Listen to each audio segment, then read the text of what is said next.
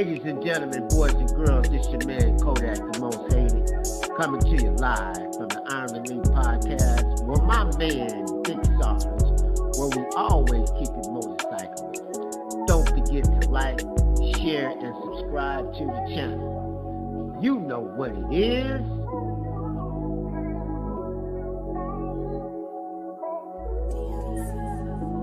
Hey y'all, it's Snacks reminding you to tune in to the Iron Elite Podcast. You dig?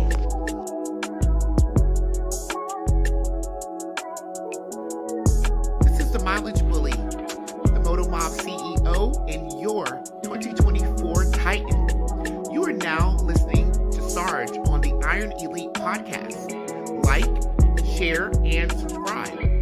If you're not listening to the Iron Elite Podcast, what are you really doing? Because we are talking motorcycles over here. You dig?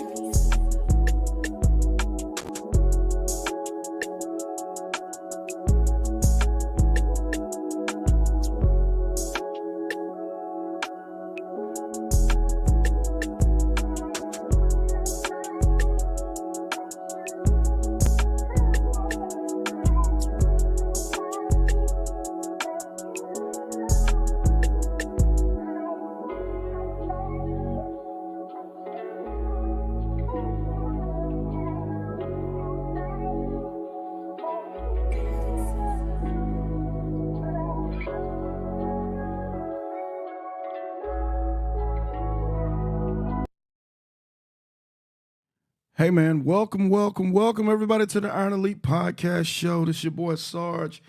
Hey man, it's just one of those mornings, man, when you're trying to get it together, man. I'm just telling you, your boy's been moving and grooving, man, but everything is gonna be all right. Let everybody know what we're on. Share it with a friend. We're going in, you go.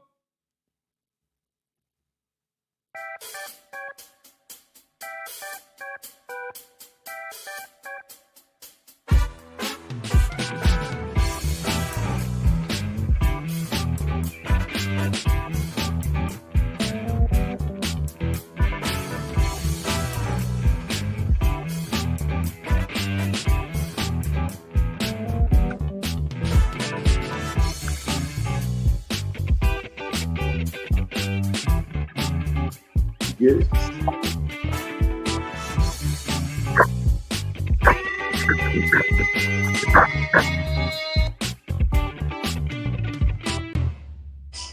Hey, good morning, everybody. Welcome to the Iron Elite Podcast Show. Hey, man, it's just one of these Tuesdays, man. I've only been on about 60 seconds, man, and I've made about 15 mistakes already, man. Just one of them days. But I'm going to tell y'all, man, I know everything is going to be all right. You feel me? Everything is going to be all right. So let me just do this right here.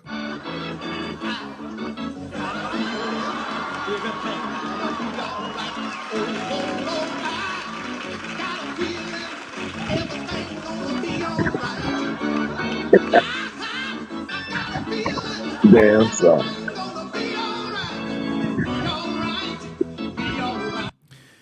Be all right. Man, I'm messing up like it is nobody's business, but we in today. Yes, we're on the Iron Elite Podcast Show with your boy Sarge, and yes, we're going to be talking about motorcycling, man. These guys I got with us today, man, just went across the country.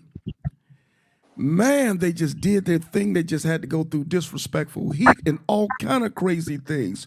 Man, it's the Cycle Nights edition, man, from Killeen, Port Arthur, Texas, and DeQuincy, man. These fellas are here with us today.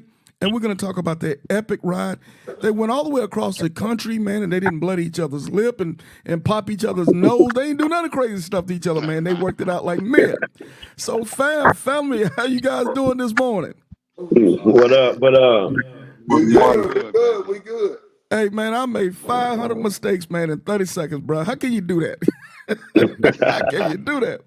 Hey, but everything is good, man. Fellas, how everybody feeling? Everybody's good? You feel good? The bones are good? Everything back right? I'm still trying to recover. So. Hey, man. Hey, that 10, man, it'll make a man out you now. It ain't for punks. Yeah. Is that true? What? Hey, so for everybody, man, I have the honor to have three chapter presidents with us today, man, out of our group. And we're going to go around the horn because I've got three different chapters that got together to represent for their patch, man, going across to do the I-10 to the end. So who is my first president? Who's going to go ahead and introduce himself and tell the world a little bit about you? Do Dirty, the Mother Chapter President, Killeen, Texas. I'm a regional member. I got my vice president with me here, Q. Hey, what's going on, world? How y'all doing? Yeah, Crown, you stole your line, man. But Casey. Hey, I'm Casey, 411, Port Arthur Chapter President. Been in with the Cycle Night since day one. I'm one of the original members also. And just had the chance and opportunity to pull off some things in this world that, hey, it was good. We will get into that in a minute. Well, all right. Who else I got? Hey, I'm Delvin Baker, Crown in the bike world. I'm DeQuincy, Louisiana chapter president. I've been in the club for about 17 years. No more to be said, baby. All right. I think maybe, okay, it might be, I'm thinking it might be Do Dirty. Yes, sir. It might be you guys, because do y'all have both phones still going or both? No, sir. We actually jumped on. He jumped on with me. Okay. Cheap ass phone. He got quit working. Okay. Cool. Hey man, it's gonna be one of these days, man. Because I'm getting a little bit of feedback from somebody, so I don't know. Is somebody on maybe like on a speakerphone or something like that? Yeah, that's probably me. Hold on. Okay. I cut it off. Okay. Let's see if that changed things. Better? You still getting it? No, I'm still getting it. So it's probably You not. still getting it? Yeah, it's not you, Crown. I'm on speakerphone. Do I need to cut it off too? Okay, if you're by yourself on a speakerphone, it shouldn't matter. I'm thinking more like a Bluetooth, like in a car or something like that. Okay. Yeah. Let me do this. Let me figure it out.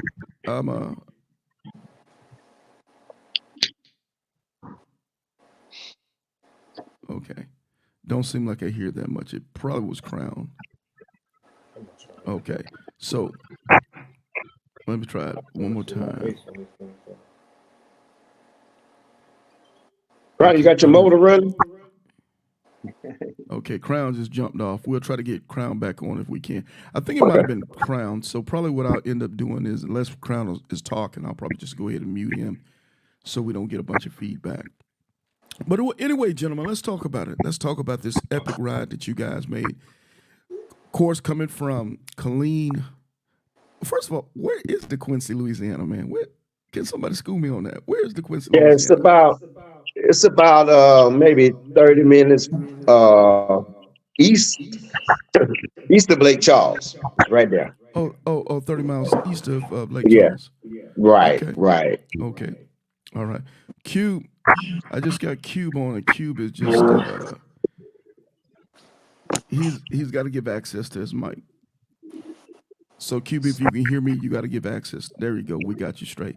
So 30 miles east of Lake Charles, and I go through Lake Charles all the time, and I ain't never seen no sign for DeQuincy. So if you don't know, you're supposed to know, right? Now that ain't the way that works, so now you got to be looking for it. Yeah, if you don't know, you don't supposed to know. Is that it? or it's by invite only, huh? No, sir. You welcome from here on out. Yeah. So let me ask you this. So is the food good over there? Yes, sir. Okay, y'all do your thing. Okay, that's what's up. And I'm a hell of a cook. Hey, that's what's up, man. I'm going to have to go through there, man, and stop through on one of my visits heading to the West Coast. But anyway, fellas, we ain't talking about me today. We talking about y'all, man, this epic ride that you guys made. Hey, so first and foremost, man, what made you guys decide, hey, man, we're going to mount up, and we're going to do this I-10 to the end coast-to-coast ride? Well, Downs. Well, last year, for our anniversary, okay, you visit us. I can't. we decided we were gonna go back to me and my VP in Crown. So what we decided was that, hey, let's do this I-10 to the end social experiment to show other guys that it can be done, and it provides unity and it supports Sarge and his channel as well. So we can all knock it in one shot, one kill. Okay. And that's what we decided to do.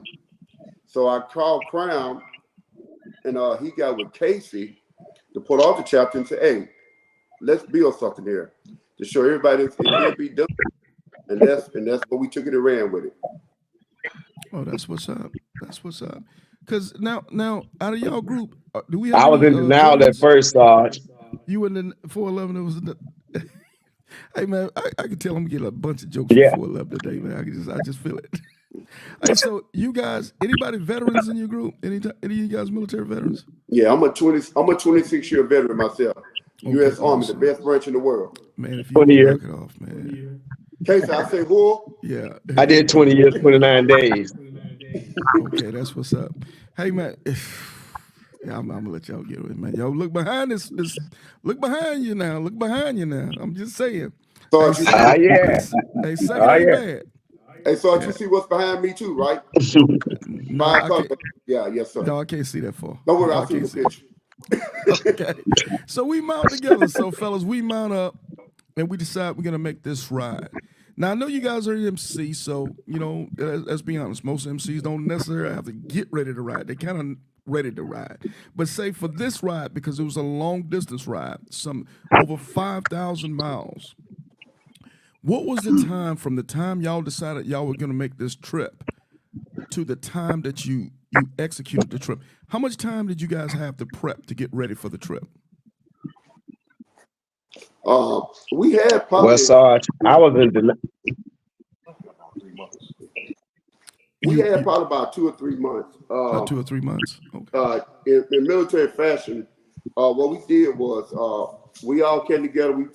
We formed our own little chat room to include packing lists, the essentials that we need on the road, monetary stuff, the whole 9 yards.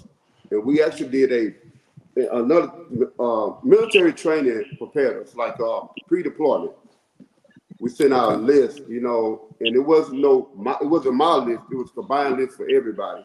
Everybody had input on it. Okay. Anybody else got anything else on that?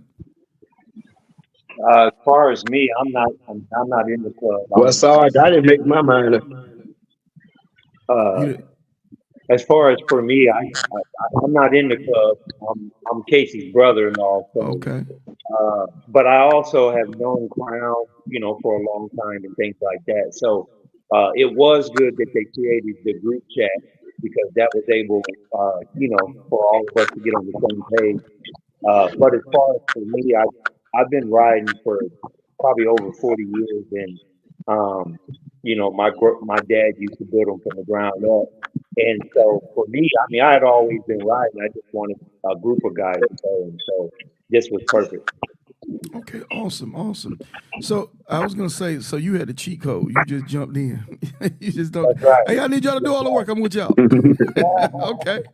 I thought it was pretty cool that you guys mentioned, say, military veterans.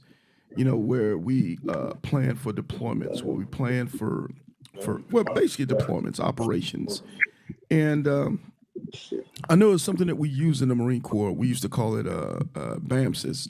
In the Army, did you guys have any type of acronym for reverse planning that you guys used? Oh, that was just on the best fighting force in the world that used that, huh?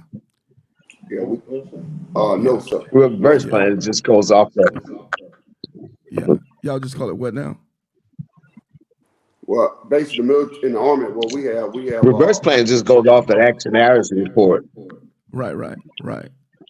So what did y'all call it? What y'all did? I can't think of the technical name for it at this time, but you have meetings to plan it out. Yes, we do something to that sense, but it's not called reverse training. Okay, cool. All right, so we said roughly about 2.5 months to get it together. On this group chat, did you guys talk about, because, again, we got 3 MCs that we're dealing with, so we got 3 different locations. And let's be honest, I don't care who you are or what club you are. Planning is just a little bit different from chapter to chapter. Is that fair? Because all chapters typically have their own thing that they do. Somebody says something? I would say yes, but when we came together as one, we operated as one. Mm-hmm. We didn't have any different planning about it. We more or less got together and agreed on what we were gonna do and execute. Okay. The reason why I'm trying to get at it, because obviously everybody's from different cities, so there's a different dynamic. Say on the let me see, Lee. Okay, I'm trying to think. Maybe it was Crown. Hey, Sarge, what I will say just right here, Sarge. We're all from different cities, but we're one club. That being said, though, we all have open hands to bounce ideas off each other and realize what works best for the group. It wasn't what worked best for Killeen. It wasn't what worked best for Port Arthur or Quincy. It was about the group effort. So we all together as a group what worked best for us as a whole. I apologize out there, gentlemen. The audio is absolutely horrible today. Right.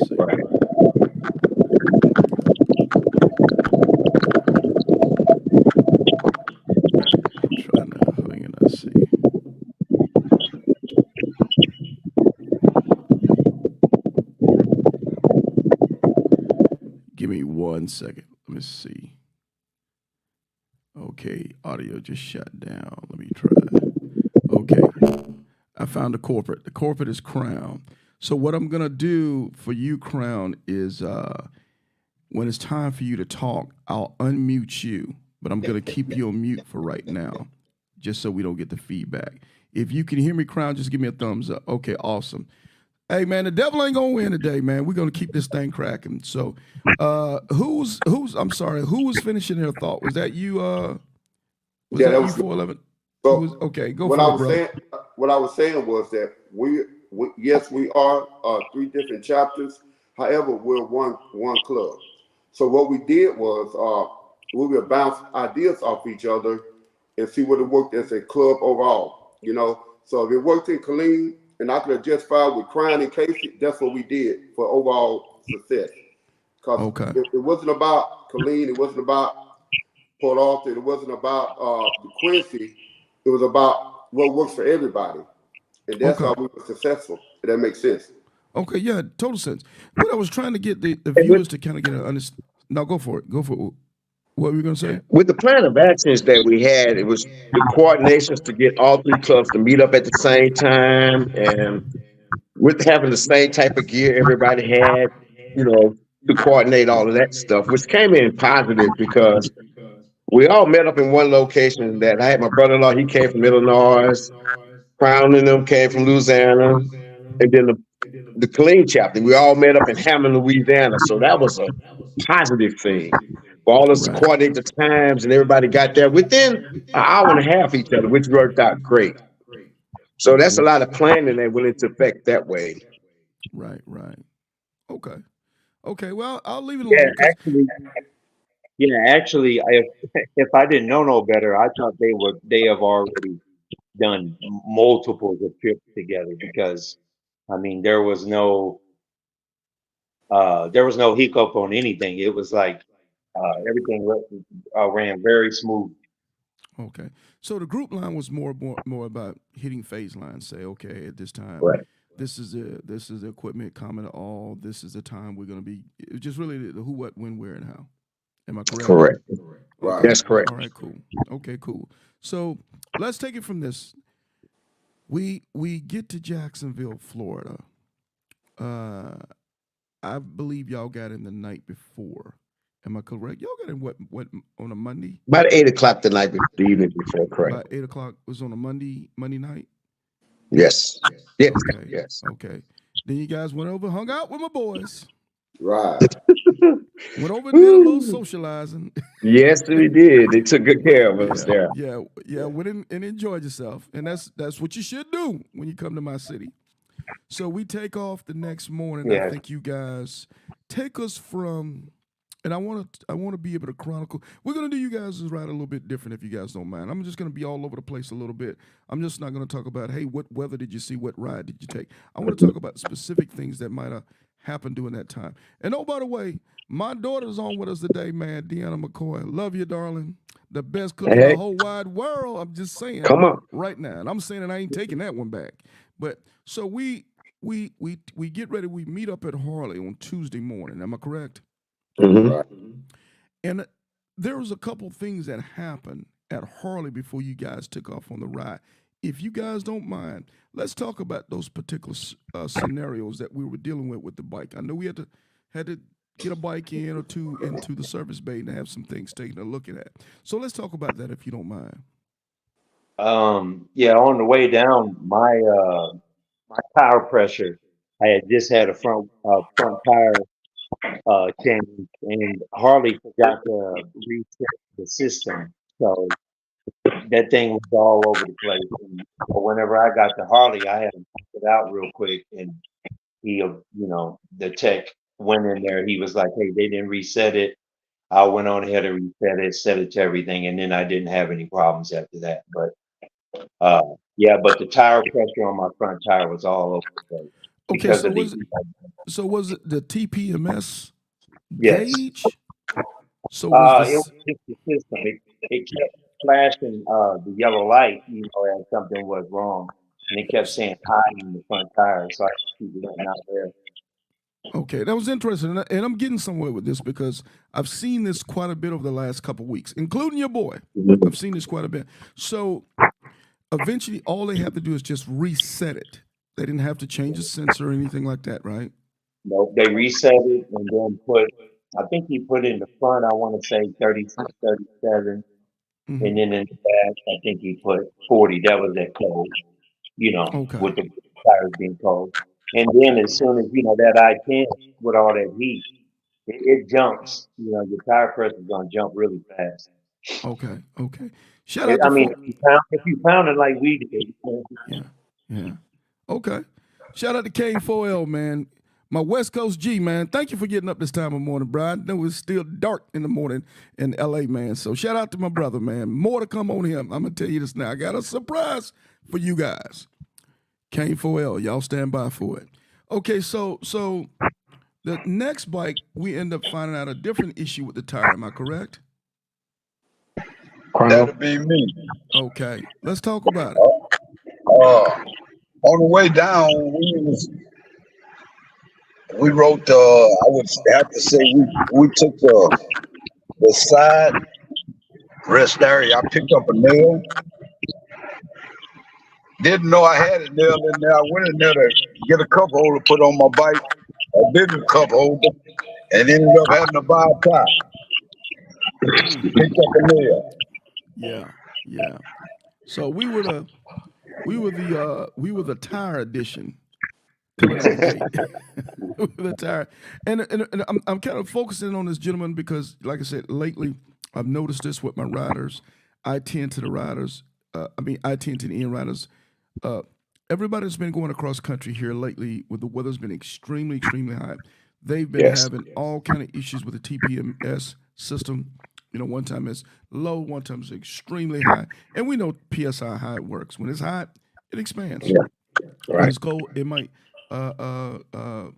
decrease.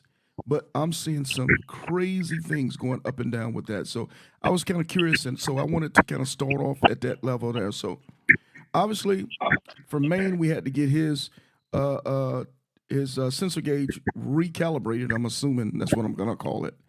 And basically, I'm gonna just be honest. All that is just letting all the air out the tire and putting all the air back. That's all that is. Okay, so we ain't gonna make it look too technical. And then secondly, obviously, with this deal when we're riding out here on these highways, man, just when you don't expect it. There's nails and all kind of stuff and debris on the highway. So those checks on the bike, and gentlemen, you let me know if I'm missing a step. are continuous. Checks are at gas stations. Checks are at food places. Checks are at the Harley dealers. You never know. You never know when it comes to nail or debris in these tires. Am I correct? That is correct. That's a Okay. positive.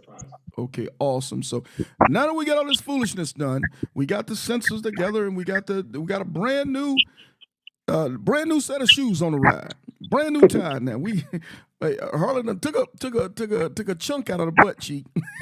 Now we ready to rock and roll. So the strategy, what was the strategy and the plan the first day for us, and what were we going to do with that? Well, when we started off, it was just like, the togetherness, stay close, ride as a pack. And that's a big challenge right there too. Because most of the brothers there, I didn't roll with Crown and do dirty, but everybody to learn each other, that was a task right there. You know what I mean? So to get to trusting the person that you never rode with and stuff like that, the challenging portion of that. And once we got together on that going down, it worked out to be very, very much easier when we started rolling. So that was a good challenge right there we ran into. Thank you. Yeah, for me, I had planned out in my mind each day to where we were going to make like a check. So the first day, I wanted to make it back to Houston, from Jacksonville to Houston, but quickly with the weather and everything, all that stuff kind of went out the window. The whole plan to where we're going to this far in the day and that far in the day kind of all went out the window quickly. Oh, okay, so we're gonna say the tires was the reason everything went out the window, right?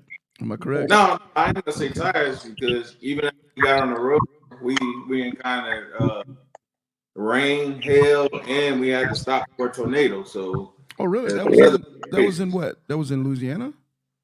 I was in oh, that's right, Mobile, right after Mobile. Right. That's right. Well, let's talk about it. I remember you guys reached out and said, "Hey, SARS, this weather ain't looking nothing pretty." And it's one of the old cartoons, man. You walk out the door, you look outside, and say, "Nope," and turn around because y'all was just leaving Mobile. Am I correct? Correct. We actually had passed through Mobile, and Casey pulled over and said, "Hey guys, let's look at the weather and do an assessment," which was a great idea. We looked at it, and we looked at the My Radar app, which is a good app. It lets you see the weather. That's what I use. As you're approaching. And we determined that it was safer for us to go back and bed down. So we went back to Mobile and found a shelter and stayed for the night. That was a smart idea. Once we got to the hotel, Sarge, I think by the time I put my kickstand down, all hell broke loose. I'm talking about the rain was going sideways, wind was blowing, we trying to get our gear. It was just crazy. It was one of those moments right there. Man, I'm so happy you guys didn't soldier up through that, man. Too many times we're like, oh man, let's just sort of put our rain gear on and push on, man. But I remember when you told me, and then I clicked onto My Radar and started taking a look myself. I remember you guys were saying, "Hey, Sarge, man, it looks so ugly up front." Right. And then when we found out, I saw y'all bedded down, and then I saw pictures and stuff because as soon as I hear about that stuff, me and the wife will go on the internet and we'll start looking at the things or go on YouTube to try to find out a little bit about it. Man, it was some type of ugly. I think y'all posted pictures, man, on what the rain and the weather looked like coming when it. Yes, we did. Yeah, it was good looking out, man. Good looking out, and thank God. And I want all my riders to understand, man, when we make these trips like this, sometimes it's better to hold up, recock, refit for the next day, because the time you think you're saving going through there is not going to be worth sometimes the consequences you're going to get behind it. Is that fair, fellas? Yes, definitely so. Definitely so. Yeah. Also, even the next day was kind of crazy. Sarge, yeah. Hey, Sarge, I want to add something. Even on the way to meet Casey, we took an exit right outside of Lafayette, and the water was so deep, our floorboards went underwater. They had a mechanical pump, pumping water from underneath the bridge. It should have been closed off, but it wasn't. So we had to do that as well, just coming to meet Casey, going to Jacksonville. Bro, I don't want none of that action. So it was The crazy. weather was the weather kills plenty of hours with us because once we left Jacksonville and made it to before we got to Baton Rouge, when we got on the puncher train, it pulled down from the moment we hit it to Lafayette. So y'all was catching It was crazy. bad weather even on the bridge, huh? Yeah, I mean, you know, when you look at the weather, and we was on a puncher train, so there ain't no stopping with no motorcycle on the puncher train. So no. And we pushed through that, but it was just crazy, 30 miles an hour, flashes pouring down rain, but we had to. You know what I mean? Sometimes you just got to look at it because with the weather conditions and being on a puncher train with motorcycles, that's not a good idea either. So to be stuck like that. Wow. Hey, so check this out real quick. So Facebook. Man, we getting ready to come off Facebook. We're going to move straight to YouTube. So if you guys would be so kind to open up a tab, man, and get on to Sarge Life and Motorcycling on YouTube. It's on the bottom. I'm going to put it on the ticker really quick here. So it's Sarge Life and Motorcycling on YouTube. I'm going to go ahead and kill the Facebook stream. Come on over to us. And oh, by the way, when you come over, man, shoot us a like and a comment in the section if you don't mind. So we're going to do this on Facebook. 3, 2, 1, we're done on Facebook. Okay, sorry about that, fella. So, okay, so we hail, rain, cats and dogs, everything. So we push on, and from that, we end up on that second day run. What do we finish up at that day? Well, I think we made it to the other side of Houston that day, didn't we? Okay, I thought y'all was in San Antonio, right? San Antonio. Yeah, we pushed that whole day. That is correct. Okay, any issues in San Antonio? Smooth running? Any problems or anything we need to talk about on that one? Well, the road conditions once we got to the other side of Houston on I-10, it was crazy with the one-lane roads. That was one of the tight areas we ran into. The road construction on the other side of I-10 and heading west on the other side of Houston. So about what, maybe 30, 40 miles, guys? Yeah. We dealt with that. Yeah, it was one lane crossing over, going back, and it was a mess. Okay. Hey, you know something, man? Texas, man. All right, I'm finna. Okay, y'all state be getting over, man. I'm just gonna say this. Y'all state be, man. They've been working on that same raggedy stretch of 10, man, for about 10 years, man. It ain't changed. No, man. I be wondering sometimes. It's that stretch of Beaumont. It's coming into Houston, and I get it. Houston's a major city with some 8 million people. So it's a lot of action goes through Houston. So I'm going to give Houston a break. Beaumont, I ain't giving y'all no break, man. Y'all got 30 people in that city, man. If you don't stop, I think they're getting over, man. I just think they're getting over. I just have to shoot that out there. So in San Antonio, did you guys see a lot of construction in San Antonio as well? We had construction. Yes, we did. A lot of construction as well. Mm-hmm. Yeah. Somebody said, Jimmy Mark says it's called job security. You ain't never lied about that, bro. Hey, them boys gonna be working on that same stretch of highway, man, when I'm in the old folks' home. Yes, sir. Okay, so let's take it to the next leg, gentlemen. The next leg we affectionately call is the gauntlet. And that's the area west of San Antonio, starting at Bernie, Texas, going into El Paso. Let's talk about that stretch of highway. We're talking 400 miles. So let's get into it. Who wants to start it off? Let's talk about the gauntlet. It's hot. It's hot. It's hot. Okay. You know, I'm gonna tell you, Sarge. We were told that there wasn't a lot of gas stations out there. I kind of disagree. Okay. There are gas stations out there. You just have to stop. Yeah. Okay. You know, in my opinion, people want to push it too far where they try to, I'm gonna stop at a quarter of a tank. That's not the case. When you see a gas station, you got to stop because they're there. And then you have to realize what time you're going through there as well. Mm-hmm. But it is doable. Because I think we were pretty successful, other than the heat, well, really, you know, but stations are there, in my opinion. Okay. Right. You know, because it comes a time that we was trying to schedule in every half a tank, and then we'll run over to a quarter tank, but mostly every half we start looking, and it was there. You know what I mean? So That's Well, what if we you found out. And if I you will say this: we actually carried uh, additional gas on our bikes just in the event that happened. I had an extra gallon in a little can. Cube had an extra gallon. It was for anybody in the group who might have ran out, but we didn't have that issue. Mhm. well, I'm We gonna say this real quick, and then I'll let somebody else jump in. Every half a tank, you playing with a lot more confidence when you stopping for gas. Hmm. Mhm. You pay, and it is a stride to it. If you can get on rhythm, and you understand that, okay, been past a few stops, and I've been 100 miles. Go and pull in and grab some more gas because if you time it wrong, it's Yeah. gonna only look like it's one gas station back there. If you Oh boy. time it wrong, you are going to be in a lot of trouble. And I just want to be honest with everybody back there.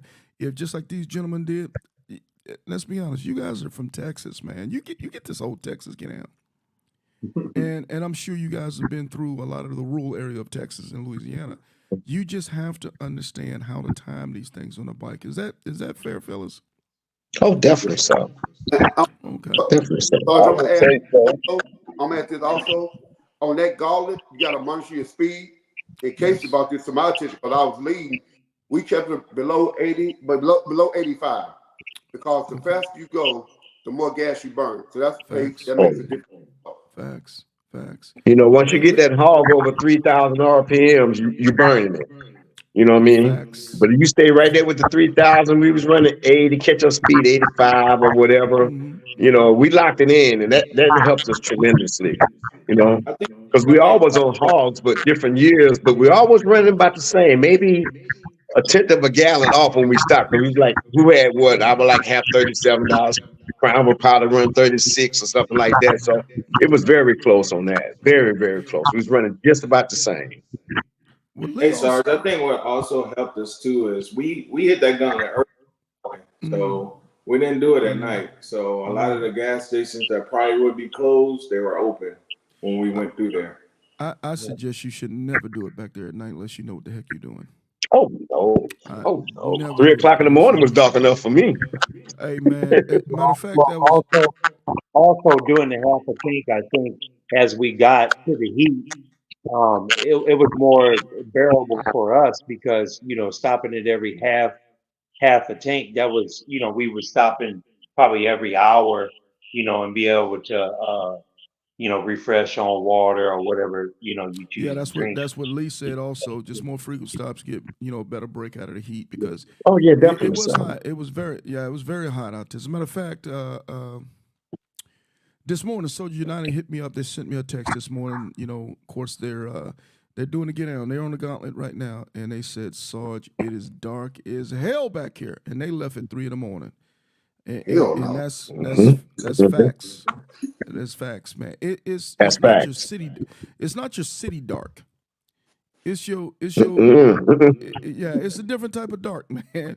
You It's a can't see different a type of whole lot, darkness, correct. and then as we're going up and down the hills because we're starting to get in the mountainous area, and we're in the desert. You can't see much going up the hill. You barely see going down the hill. And then there's a curve that's going to wind around. So there's a lot of things you don't see until it gets right up on you. So back there, let's talk about this, fellas. The heat. What was y'all strategy? How did y'all deal with the heat back there? We had a lot of liquid IV packs. Mhm. I think everybody had them on their bike. We had our cups, and every stop we filled them up. Liquid IV, and we'd go in the store and get electrolyte water. And that was our key to success. Awesome stuff. Because the way I did it, I drank water the whole time frame. You know what I mean? So I would do electric IV the morning of, and I would just constantly drink water. Maybe had to Gatorade once in a while. The water is the most thing that consumes more of the, what we need to get through that. Because that heat off the motorcycle, I was right behind Downs a couple of times, and every time I moved to the one side of Downs, I get a little difference in the temperature. But every time I get right behind him, I was getting all of his heat. So, it was just crazy. that was a challenge. Yeah, yeah. So you guys, y'all pushed on. So from that time, you pushed on from San Antonio. Where did y'all pull up? Did y'all pull up in Tucson? El Paso. Y'all stopped in El Paso. Yes, sir. We stopped in El Paso because once again the heat caused one of the clutches in one of the bikes to get so hot that the clutch was going out because of the heat. And so we're gonna give a shout out to Rev Breed. Rev Breed, vice president, is a good friend of mine. He called me at one of our stops, and I sent him my glimpse. And that brother met us on the highway coming through El Paso. And so happened they had a mechanic there waiting for us. So we took the bike, got the bike checked out, and he convinced us to bed down there for the night and get up at 3 o'clock in the morning and cross again. Nice. This motorcycle Right. Man, crossing country, making relationships everywhere. Yeah, thank you, Jay. Yeah, and that's a good thing to know somebody. Yeah. I call them part of the. And the guys that we pull into the shop with, they were. Hey man, sometimes they were so you grow families. Yeah, sometimes you grow families, exactly. man, going across this highway. Anyway, finish your thought, 411. Finish your thought. Yeah, the guys that we pull into the shop, because it was my bike, and I could pump the clutch, but we was on the highway, man. That bike started jerking on me. And it was a bad scene for a minute, but when we got to the stop where the dude from Rap Breed met us, it was right around the shop. We pulled into the shop. The guys was closing at the time. They opened up the shop, let us in there, and gave us some good maintenance stuff in there, And the bike cooled off, and it was just too hot. It was just overheated. It was. The heat was like 106 that day, but with the index it was like 122, and we riding in it. So it was a big challenge with that, along with my bike. Wow. So did they end up having to do anything to the bike? Well, he took the cap off and looked at all. It was still good because it was a 2017. Only had 10,000 miles on the bike. So just hot. And just too hot. he just said, just wrap a cold rag around, let it cool off. So I learned to deal with the rest of the ride. So it was getting hot. I think the next time it got hot, I think it was in Arizona or something like that. In the evening time when the heat was really hot, but other than that, it was doing pretty good. Awesome. I made it back. Okay. So okay. Correct. So we bet down. We check out the bikes. Something interesting to know. Clutches can run really, really, really, really, really hot to the point where now they're not functioning. Okay, so we take care of that. We dodge a bullet. Am I correct? Is that fair? We dodged a bullet on that one. Yes, sir. And we get ourselves ready. So the next leg, we're going from El Paso. Did we make it to did we make it to Cali at that point, or did we shut down in Phoenix? El Paso to Cali, all the way to the end. From El Paso to Santa Monica. Okay, bet. So y'all were putting some work in. Y'all put some major work on that one. Hey, because I did that one in April, man, and I ain't gonna even lie to you. The miles was not the problem. It was the traffic and everything else at the end that made it taxing for me. Because what time did y'all leave El Paso that day, the next morning? 3 o'clock. Oh, 3 in the morning. 3 o'clock in the morning. Okay. So you got to LA right on time for a bunch of traffic to start mounting up. Am I correct? That was crazy. That was about That's definitely when so. The fun begins. That's when the fun begins. So going through Tucson and Phoenix, any issues in there? Any major traffic construction that we need to discuss? Heat. Hot. I think that was the problem right there. It was pretty clean. Man, So I'm gonna say this. When we left at 3 o'clock in the morning, I was bleeding, and I realized at one point I developed tunnel vision because I pulled over and we took a break, drunk coffee. The road was going straight, but seemed like everything else was curving. And I told the guy, I said, man, let me pull over for a minute, and realized that we all were tired. Mm. So, that was a good thing, not for me, but for the overall group. Mm. So be aware of that, Yeah, that's for real. Hey man, that Phoenix hit heat to me, excuse me. It hits different. It hits different, man. Here's a boy from Florida, man, and I'm telling you, When I get to Arizona, man, shout out to my Arizona Soul Brothers, man. When I get out to Arizona Soul Brothers, bro, they'll tell you Sarge ain't gonna be outside no more about 2 hours, and I'm going back to the hotel Wow. and chill out, man. I don't like to do nothing in Arizona until that sun goes down. Cause that dry heat, man, when you're not used to it, and the thing about you guys, and I'm gonna bring you on, I'll mute you, Crown, because I want to hear your opinion on it. We got from Jacksonville to Houston, we got humidity heat. That's a different type of tropical heat. And then from San Antonio to say Arizona or Phoenix, that's a different type of desert heat. And then California's got its own type of mountain thing. It gets mild, it gets hot, it gets cold, and all kind of stuff. So you're going through these three different types of temperature, environment, humidity, no humidity type things. Those things can tax you, man. What you think, Crown? Let's see what you got to say on it, bro. Let's see if I can get his mic unmute. Now he's muted himself. Hey, bro, there we go. You off. There you go. Yeah, man, I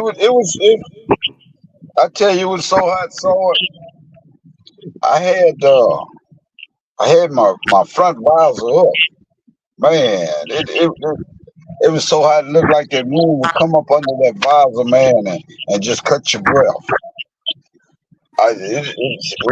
It's completely different from us.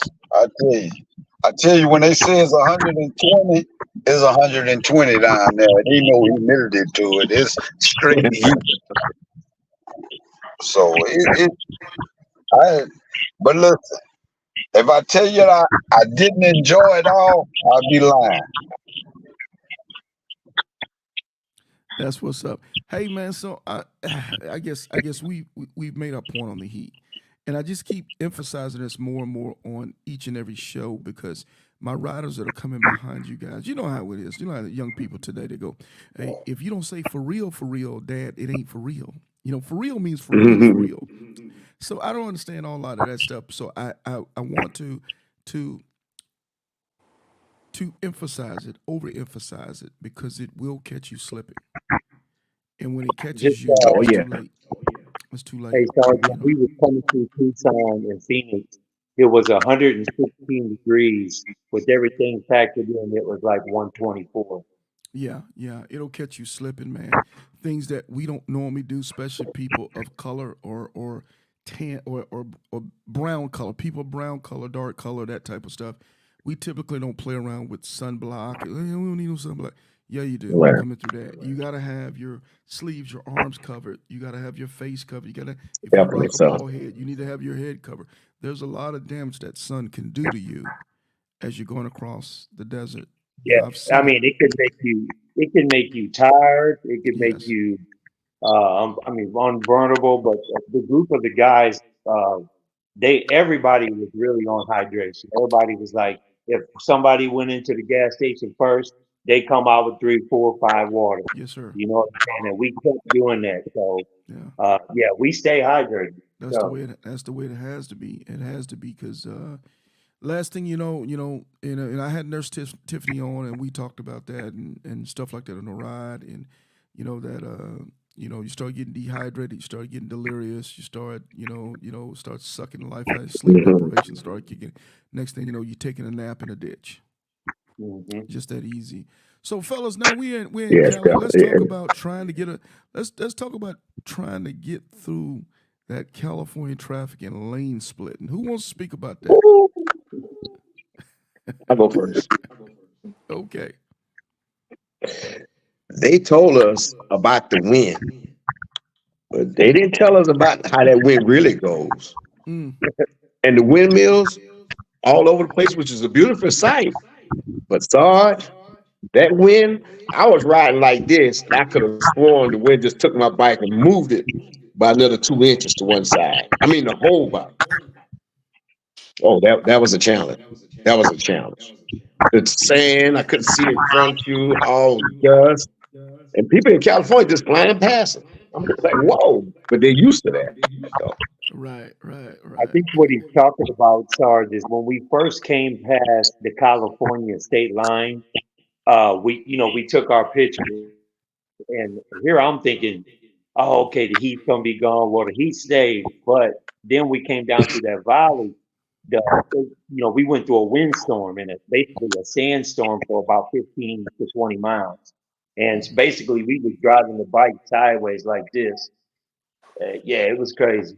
It's It was working. crazy. Yeah, it's working. Hey, for me, so it was once we actually got in, they drive different in LA. Everybody's driving, everybody's in a rush, but it's a traffic jam. We're still coming from the far left lane, going all the way right, and they don't care about bikes, they don't care about nothing. So at that point, we had been riding for about 18 hours. Yeah. And at that point, now you got to go into a defensive mindset. Like, these cars are just cutting across, and they looking at you like they mad that you're on the bike. You know, I thought about that when y'all said y'all left El Paso at 3 a.m. because when I went through in April, I left El Paso about 4:30, and I ran smack into L.A. County rush hour traffic. And Exactly. at the end where you guys are at and where I was, you're at the end of the ride, you're tired, you're not as sharp anymore.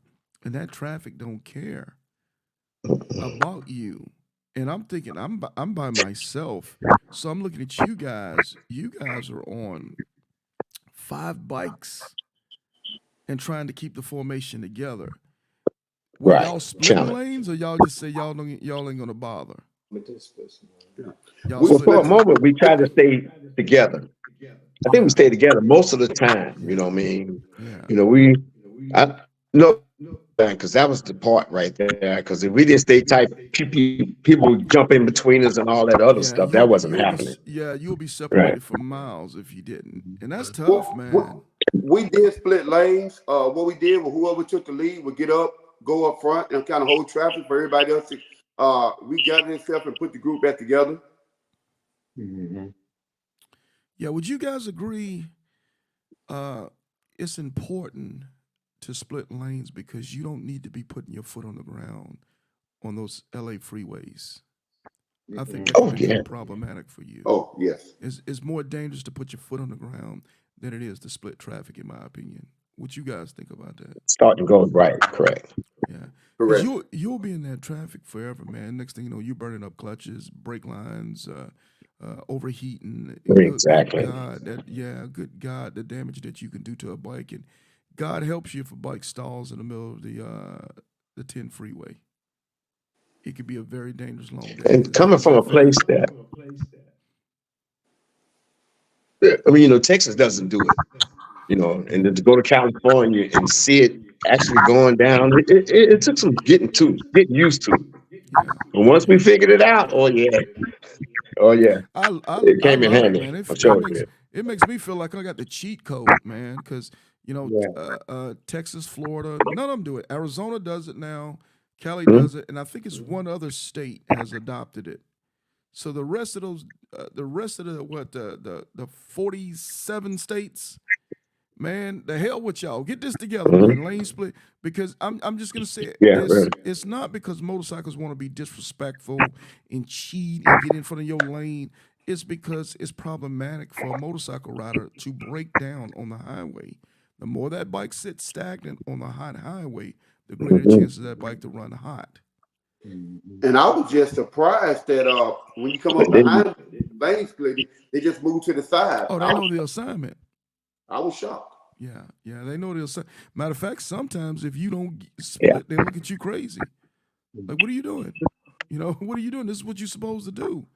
You know, so anyway, man, it's a beautiful thing out there. I know some that really don't like it at all because it scares them. Because let's be honest, if you hadn't grown up doing that's a whole different world for you. And I know some love it because, like me, I don't like to be sitting around in traffic too dang long because I know it takes a toll on my body. Not to mention, you feel like you got carpal tunnel on the clutch all day long. Yeah, because of that clutch. Yeah, for sure, bro, for sure. Your toes are cramping up from hitting the brake all day long. But let's talk about it. So we make it to Santa Monica Pier. Let's take it from there. Who wants to talk about it? Who couldn't find a parking space? Who got lost? Who couldn't figure it out? So to be honest with you, we kind of just went to the sign and parked our bikes. Everybody kind of stood around watching us park. So we just went to the sign and parked our bikes right there to take the picture. So y'all did take my advice. Yeah. Well, Act like you didn't know about it, just do it. Hey, so tell us, fellas, did anybody bother you when you pulled your bike in the middle of an area which you wasn't supposed to park it and take a picture? Actually, they did. Actually, some people ask if they take pictures with the bike. Yes, right. Hey, that's what's up, man. Hey, so at this point, we're victorious. We made it. We made it from Texas, Louisiana to Jacksonville to Santa Monica Pier. And then we did it as a club. What was the feelings? Let's take it from this to the last segment, and we're going to pass it around. I want everybody to give us their version of the good, the bad, the ugly, and what would you want us to know taken away from your ride? So you want to start off? Let's go ahead and start off this time. Maine, you want to start off first? Sure, I can start. For me, I mean, the overall trip, Sarge, the platform that you have, because you know, our whole group, we had already you know, went on Facebook and then subscribed to the, you know, the Iron Elite thing. So I was able to look at other people that had completed it and seeing the different things that they had went through, and it really helped me before I even started the ride. So I think that helped big time. For anybody coming through the challenge, it's, I mean, I was lucky because I got with a great group of guys. Couldn't ask for a better group of guys to go and ride. We all looked after each other, and but for me, you know, I've taken a lot of rides, me and my wife, but not with a big group. And I've been wanting to do something like this for years, but I never wanted to go do it by myself. And so as soon as they called me and they told me about this, I was super excited. And so now that I've completed it, this is always going to be special for me. So it locks it into a special place. And for the other guys, you know, I think this has sparked something for all of us, you know, to keep doing every year. So, yeah, I had a really good time. The only thing of advice that I would say is prepare yourself, you know, your hydration. And before you get into any of these cities, really get focused because traffic gets tough. You know, so when you come through like Houston or Phoenix, LA, I mean, really be focused on that road because it gets dicey sometimes. That I think can be tough. And that's all I got. Awesome. What rider number are you, bro? What rider number are you, man? 247. That's it. That's good, my brother. That's what's up. Hey, 411, what you got for us, brother? Give us some words of wisdom.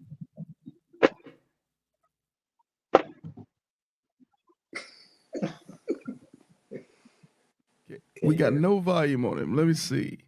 411, hey, we got no volume on you, brother. Let's see. Can you hear me? If you can hear me, give me a thumbs up.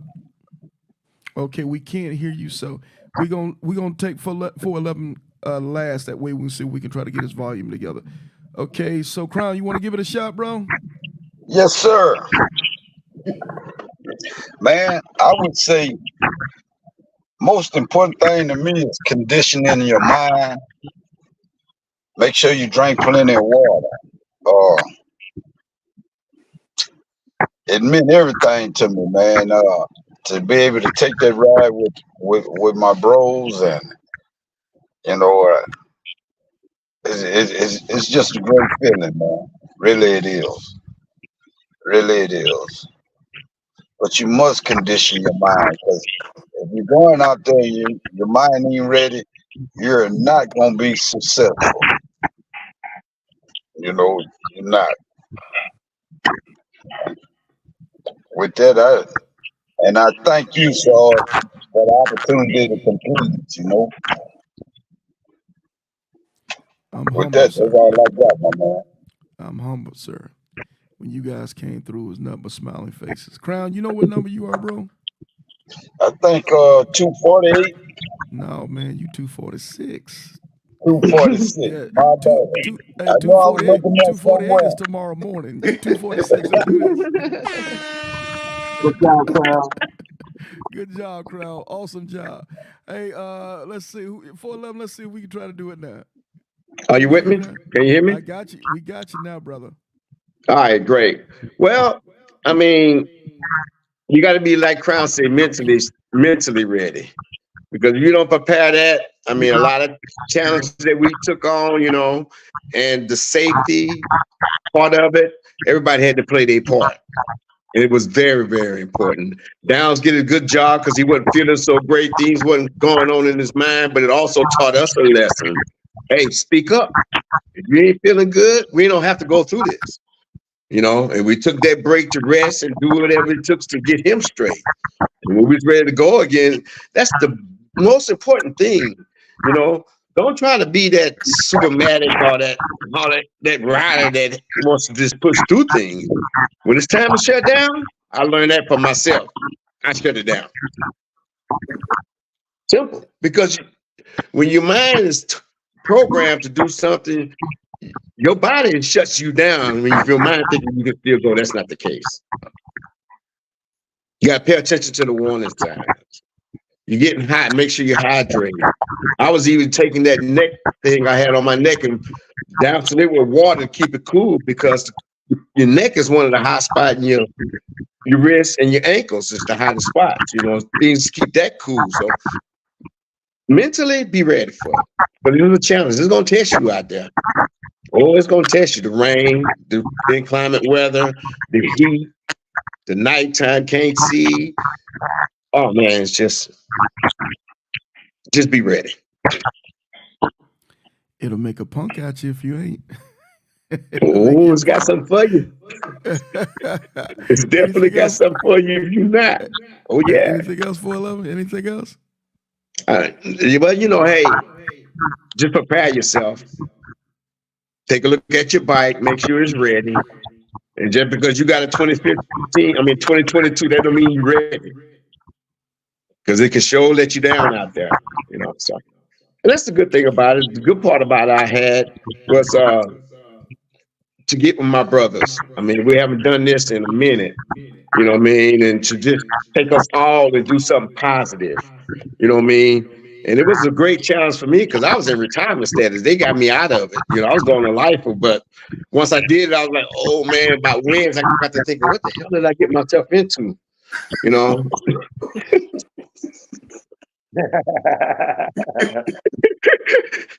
then I got down there that Saturday night. I was like, oh man, we got to go back. Sunday, we didn't touch our motorcycles at all. Downs and them booked up that Sunday, but man, we Ubered where we had to go because I didn't want to be bothered with it right. I had to take a break. Shit, it put some on me, man. Oh yeah. But coming back, it was nice. 40, we came back up through 40. Was it 40? Yeah, 40. That was a nice ride, so I enjoyed that. We ran into the heat, but it wasn't that hot. Got the Flagstaff and start cooling off. I mean, 40 is nice. That would be a nice run too, That's a total different ride. Going across the 40 because during the time that y'all went back in the mornings or late night, 40 can actually be cold around Gallup, Albuquerque. It can actually be cold in that area because of the elevation. It was nice. But it is a very pretty ride. I agree with you. Very pretty. Right. So what are you for? What rider number are you? 245. 245. Did you have a last thought? Last thought? Something else you would? Yeah. It was something else you was going to say? I was just ready to say the day we left the day of because the next day, that's when they had that heat wave going through California. So we was in front of that. But that heat wave came through all the way went all the way to Florida with bad weather also. So that was a plus right there. Them guys that was coming behind, I prayed for them because they ran into a bunch of bad weather. I was watching. Well, keep up with them on the Facebook channel. So it was pretty interesting. Okay, let's do this.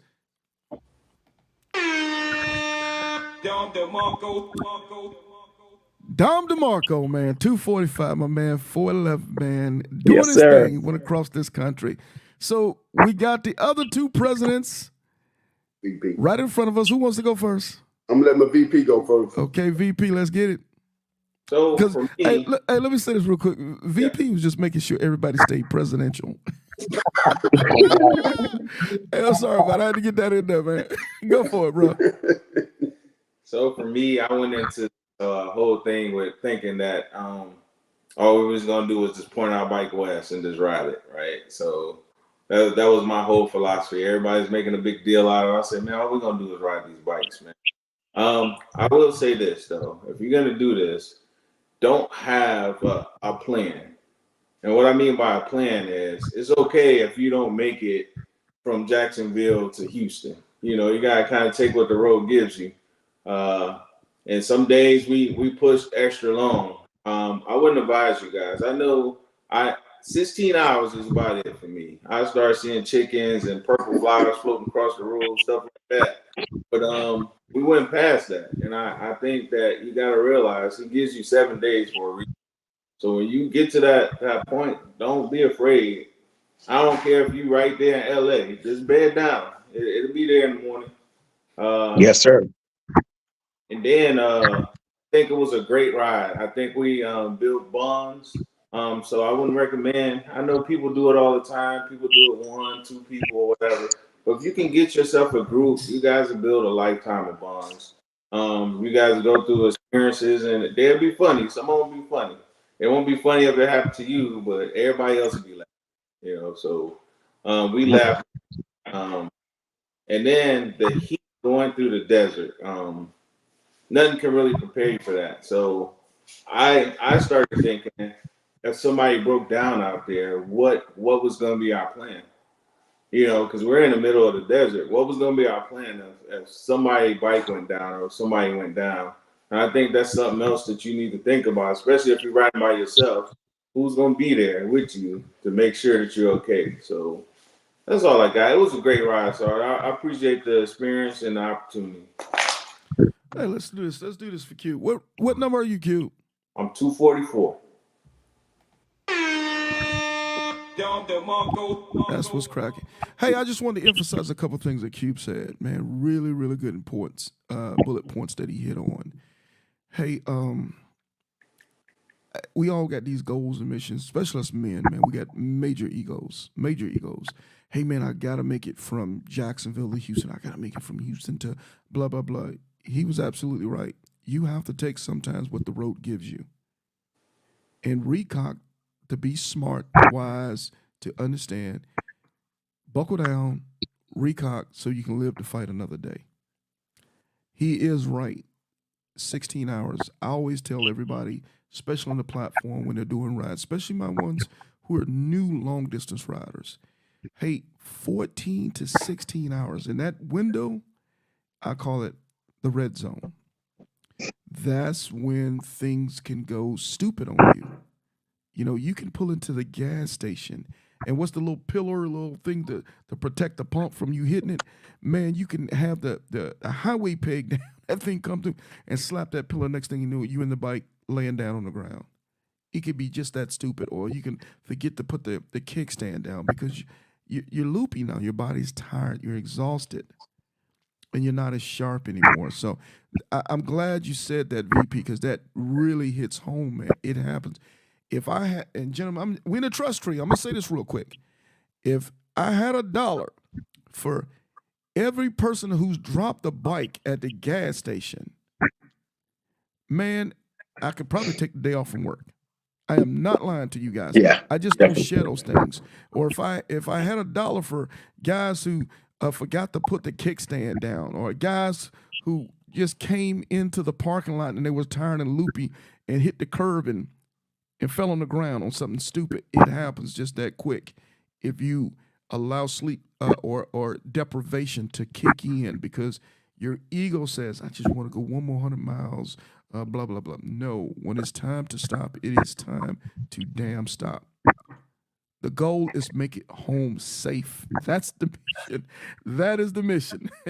So I'm sorry, I ain't meant to kill it. I know Do Dirty, you gonna get it, but I just had to make a point, man, because what he said, I started getting goosebumps because that is facts. That is facts. So thank you, brother, for that. So Do Dirty, what you got for me, brother? The main thing I have is that it's an experience, but make it an enjoyable experience, okay? Because you're out there on that road, your mind will play tricks on you, kind of like my VP said, in case saying, and you'll see things that's not necessarily there. And that's not what you want to remember. You want to make it an enjoyable experience. And the more enjoyable you make it, the quicker it'll go by. As you're going through some of those towns, in those cities, just look and enjoy. Take a break, it'll make it so much easier. And you also, when you got to stay unified. That's the most important thing, because we have 4 or 5 different personalities within our group. However, we stayed unified the entire time, and nobody was beating the ride or the group. And like you said, so that's what made it safe. If one person got tired, okay, then we all shut down. That's what makes it exactly make it who we are. And the next thing I want to express is be a connection and having support while you're out there on the road. That was very important for us. I had several clubs call me through my headset while I was on the road. I'm gonna name a couple of them. That's okay with you. Queens of the South reached out to me throughout the weather. They were like, "Hey, if you guys need to bed down, you need something to eat, let me know. We got chapters that assist you guys." Undisputed reached out. Rare Breed, 3 Rare Breed chapter presidents reached out to me. Whatever you guys need, let us know. Unleashed Beast, Soul Brothers, open the doors for us. Short Dog, I know you're looking, bro. I love you, man. We better remember that. That's what's Soul Brothers, Duchess out of Dallas, Hard Riders, and then when we got to the end, Desert Brothers opened their doors for us and laid the welcoming mat out. And the whole entire way to and from, guys were reaching out, whatever you guys need to be successful, we got you. And I want the Soul Brothers even offered to escort us through a city, which was, it was overwhelming. Nice. So things like that, build your support channel and keep a communication line open, because you never know. And in return, when other riders out there, you support them as well. That's all I have, bro. Man, that's a beautiful thing. Sounds like, and from what I saw, man, you guys had an awesome ride. You made it look too easy, man. I love how you guys stayed together, and when little problems came along, y'all handled it and y'all kept pushing. Man, so that tells me a lot about yourself, a lot about your organization. Keep doing your thing, fellas. Thank you. Thank you so much for caring enough to share your ride with us, man. That was awesome. Not everybody wants to do that. Not everybody wants to put the light on them because they don't like Sarge. I don't want nobody to know just in case something go wrong. But you guys were transparent with us. Y'all taught us. Y'all inspired us. Y'all told us, hey, follow what we do and you can achieve the same thing that we're achieving. It's real. So with that being said, fellas, thank you so much.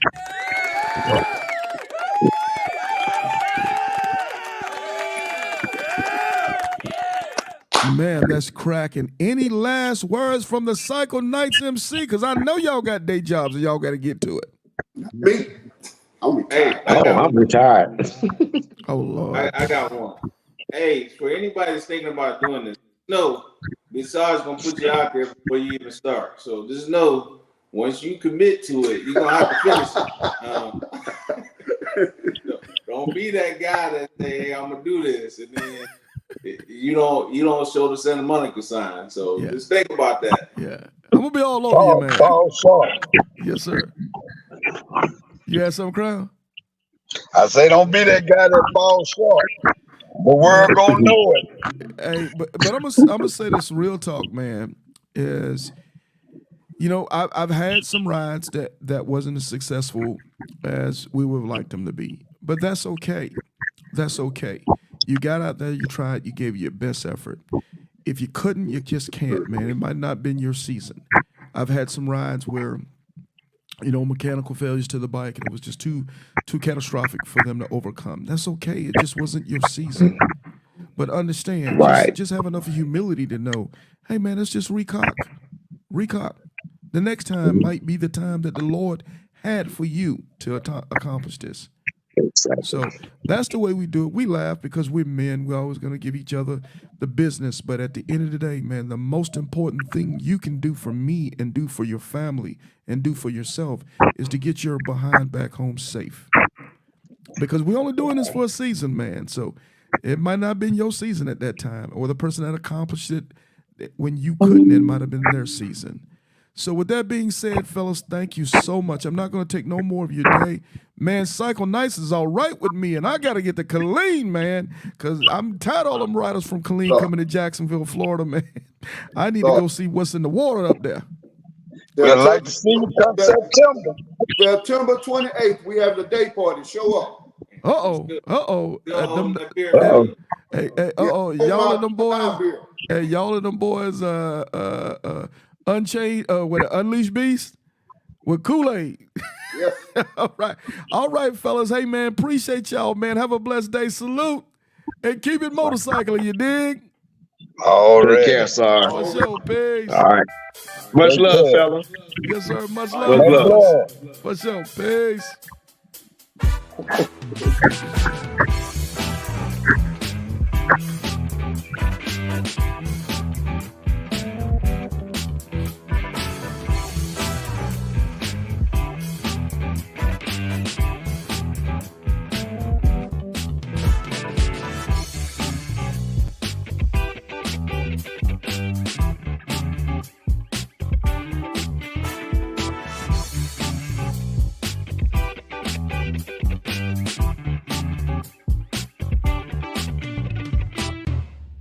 Hey, man, there you have it. The Cycle Nights MC, man, out of Louisiana, out of Texas, Killeen, Port Arthur, man, did their thing, went across the country.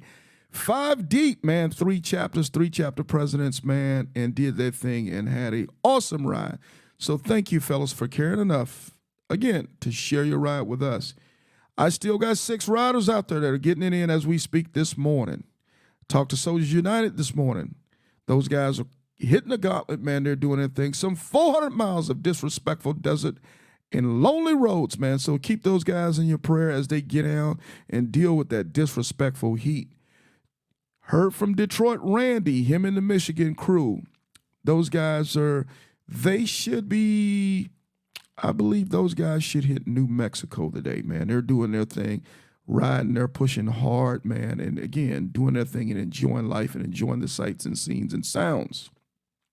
So 6 riders on the road, safe and sound. Let's keep them in our prayers. Also, I've got a bunch of riders that are getting ready to take off and head this way this weekend, man. A lot of my Fayetteville Rare Breed guys, they're getting ready to go because those guys are getting ready to head to California, head to the mother chapter of Rare Breed out in Los Angeles, California, man. So much love. Those guys. Can't wait to see those guys this weekend when they get in.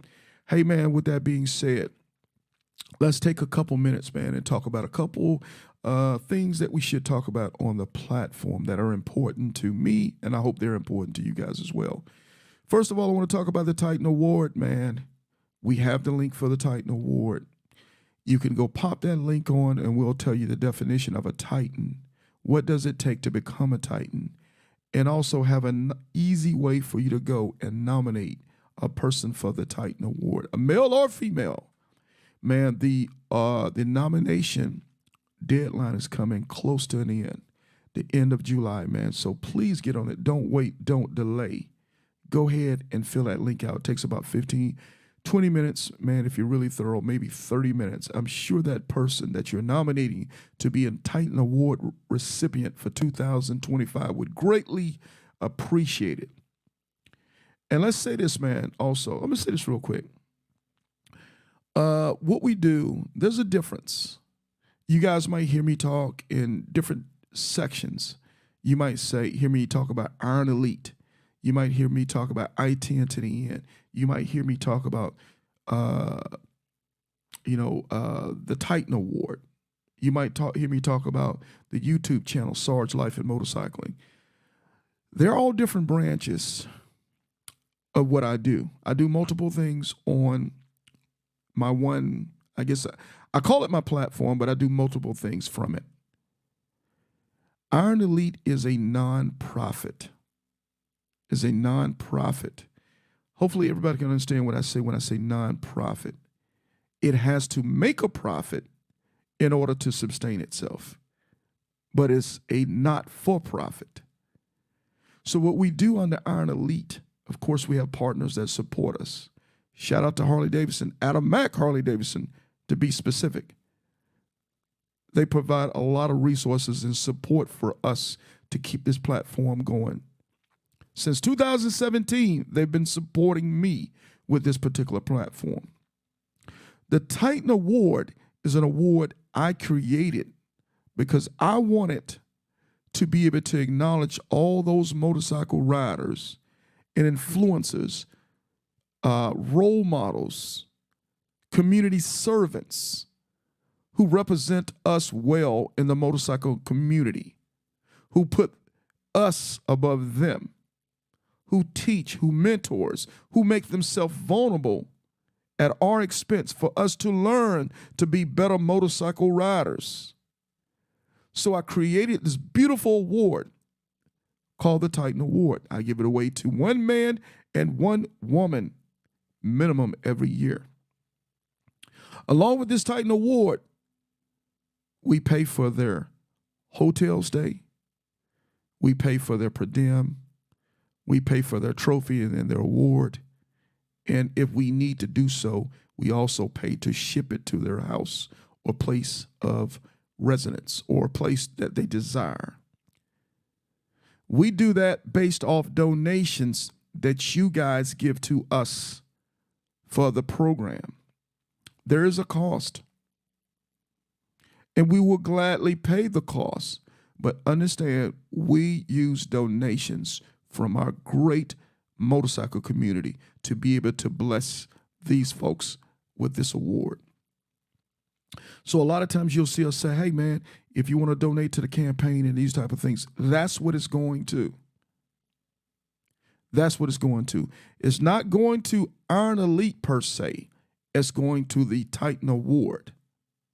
Iron Elite is handled on a different angle with things that we do in partnership with the dealership. And then, of course, there's some things in sweat equity we have to put in it as well in order to be able to pay people who cook and serve the food, to be able to pay different people who might make a T-shirt for us, an Iron Elite shirt, or make patches for us. So even though it's a nonprofit, things still have to get paid for. And there's a lot of sweat equity that has to go in that. So I just wanted to be able to explain that this morning. That's how that particular thing works. Iron Elite is a beautiful event. We have it every year. The Titan Award is really special to us because it's our way of giving back to those who've given to us for so many years. The I-10 to the end is my pet peeve project. It's my love to all the wonderful motorcycle riders who taught me before I started riding long distance. And I wanted to come up with a platform where we all could teach one another through our experiences. What a beautiful thing. What a social project. What a social experiment where people who are not gurus, that are ordinary, everyday people who had enough courage in themselves to say, hey, I will take the instructions from others who are successful and I will apply those tools they're giving us. And I will go execute my ride. And I'll in turn share those tools with the next person. The podcast show is just another blowtorch to help us to pass the word to everybody out there. Well, what we're doing to grow, to get stronger, to encourage, to teach safety, to teach about the latest equipment that is out there, to teach how to be able to do other rides, and also for us to network. So we have a lot of things going on with what we do with these multiple platforms, but it's important for us. So I would ask you today, man, when you're seeing these things and enjoying what we're doing, and you're enjoying the Facebook page or the group page, you're enjoying the podcast, you're enjoying the YouTube show, understand we do these things with the beautiful donations that you guys give to support these particular things. So with that being said, I'm not going to hold you guys any longer, man. Because, oh, by the way, Sarge has got a day job too, man. But I hope everybody's having a great, great Tuesday. Hope you guys are tuned in Saturday for JB. JB Brown just finished his ride just a few days ago. And we'll be interviewing him on Saturday morning at 11 a.m. on this same YouTube channel. And we'll talk about his ride as well. So with that being said, man, y'all keep it motorcycling. Have a beautiful Tuesday. And we'll see you again soon. You dig?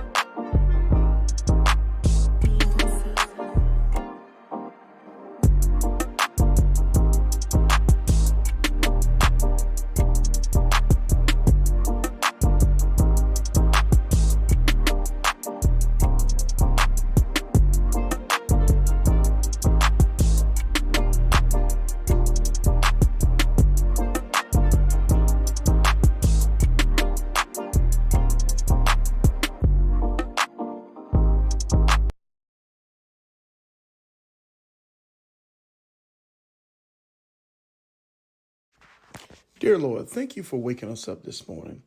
Lord, thank you for our family and our friends. Thank you for our health and our wealth. And if I can bother you with just one favor, can you please help the Jacksonville Jaguars make it to the Super Bowl in 2024? Amen.